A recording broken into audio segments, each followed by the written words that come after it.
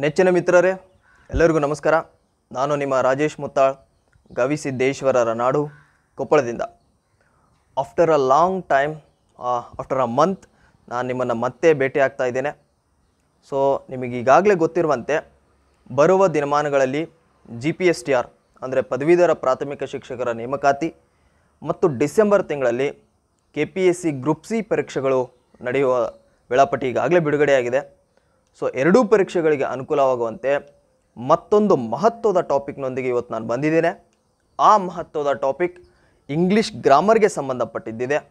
So ಹಾಗಾಗಿ ಇವತ್ತು ಆ ಟಾಪಿಕ್ಕನ್ನು ಪೂರ್ತಿಯಾಗಿ ಕ್ಲಿಯರ್ ಮಾಡ್ಕೊಂಬಿಡೋಣ. ನೆಚ್ಚಿನ ಮಿತ್ರರೇ, observe here some are the examples here are there. Observe this. She ate. The first example, she ate ಅಂತ ಇದೆ. She is the subject and ate is the verb. She ate means ಅವಳು ತಿಂದಳು ಅಂತ ಹೇಳಿ.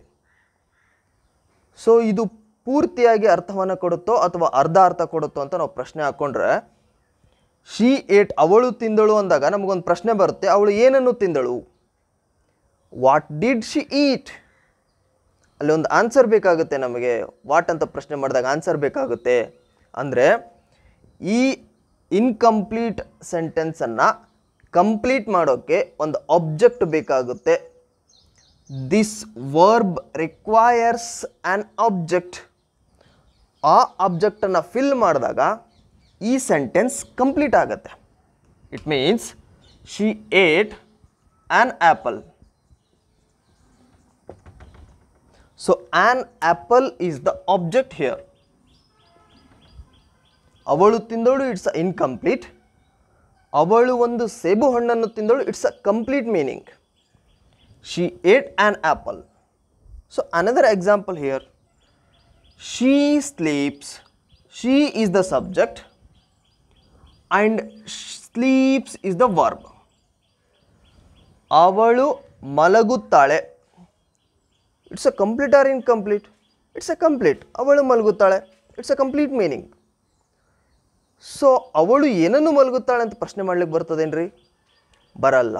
So this is the complete meaning. This verb requires not any other object in this sentence. So another one here, he wrote. He is the subject and wrote is the verb. ಅವನು ಬರೆದನು. Complete or incomplete? ಅವನು ಬರೆದನು. What did he write? You ask a question in yourself. What did he write? ಅವ ಏನು ಬರದ? So he wrote a letter. Means this verb requires an object. ಈ ವರ್ಬ್ಗೆ R ಈ ಸೆಂಟೆನ್ಸ್ಗೆ complete meaning ಕೊಡುವಂಗೆ ಯಾವುದೋ ಒಂದು ಆಬ್ಜೆಕ್ಟನ್ನು ಈ ವರ್ಬ್ ಬಯಸ್ತಾ ಇದೆ. That is the object. Here is the full meaning. He wrote a letter. ಅವನು ಒಂದು ಪತ್ರವನ್ನು ಬರೆದನು. ಅವನು ಬರೆದನು ಇನ್ಕಂಪ್ಲೀಟ್. ಅವನು ಒಂದು ಪತ್ರ ಬರೆದನು, it's a complete meaning. Another example here, he laughs. He is the subject and laughs is the verb. ಅವನು ನಗುತ್ತಾನೆ. So ಅವನು ನಗುತ್ತಾನೆ, ಇಟ್ಸ್ ಕಂಪ್ಲೀಟ್ ಮೀನಿಂಗ್. ಅವನು ಏನನ್ನು ನಗುತ್ತಾನೆ? It's not a question. So this verb is not requires at any other object here. So another example, he is the subject and rings is the verb. ಅವನು ಬಾರಿಸುತ್ತಾನೆ.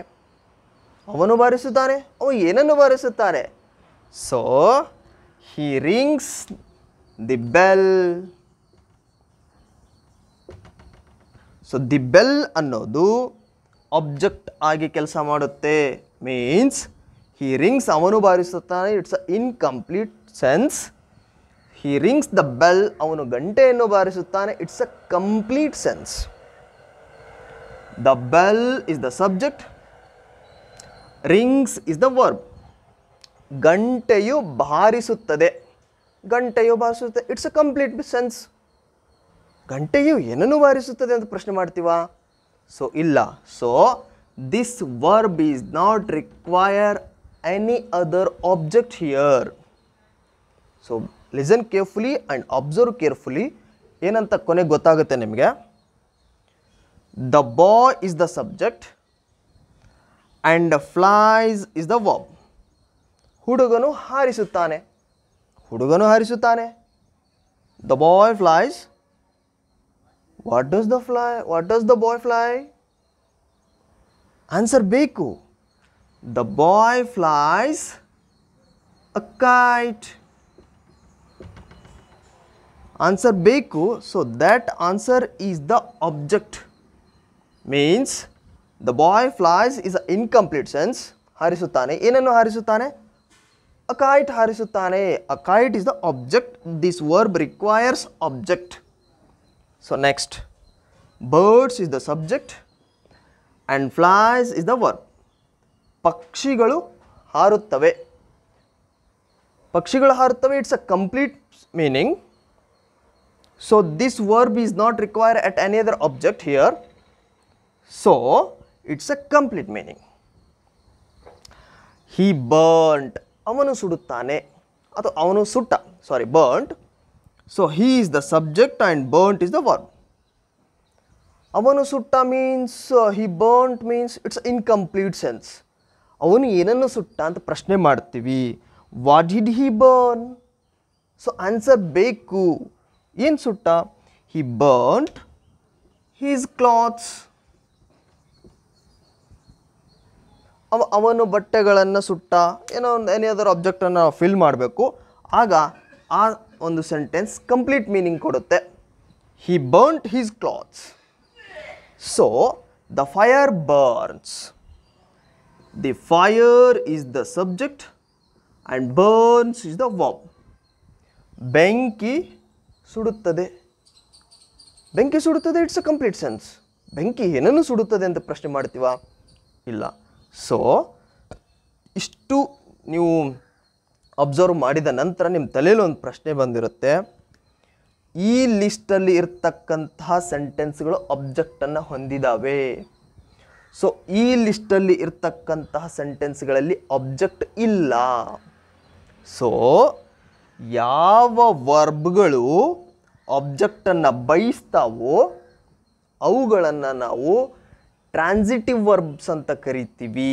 Transitive verbs. Transitive verbs ಕನ್ನಡದಲ್ಲಿ ಸಕರ್ಮಕ ಕ್ರಿಯಾಪದ ಅಂತ ಕರಿತೀವಿ.